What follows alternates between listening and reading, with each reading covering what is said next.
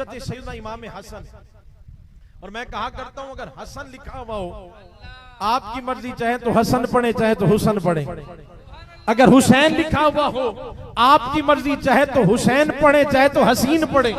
ये दोनों हैं ही बड़े सोने, इसलिए कि इनके बाबा खुद मौला कायनात हजरत अली शेर खुदा रज़ी अल्लाह ताला अन्हु फरमाते हैं, क्या फरमाते, कहते हैं अगर कोई मेरे महबूब अलैहिस्सलाम को सर से लेकर नाफ तक देखना चाहे, यानी कोई हुजूर की जुल्फें देखना चाहे, हुजूर की दाढ़ी मुबारक देखना चाहे, हुजूर के खद्दो खाल देखना चाहे, हुजूर का सीना मुबारक देखना चाहे, फरमाए मेरे बेटे हसन को देख ले। अगर कोई नाफ से लेकर कदमों तक मेरे मुस्तफा को देखना चाहे, मेरे बेटे हुसैन को देख ले। जहां ये दोनों खड़े हो जाते हैं मुस्तफा की तरफ।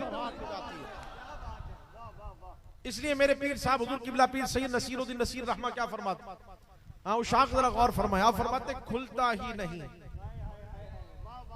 अजान पे अगर कोई बंदा दूर से आ रहा हो ना, तो मैं कहूँ ये फलां अहमद साहब आपके नहीं हजरत, ये वो नहीं है, ये वो है। मैं कहूँगा नहीं मुझे वही लग रहा है, आपके नहीं हजरत, मैं जो लग रहा है ये वो है।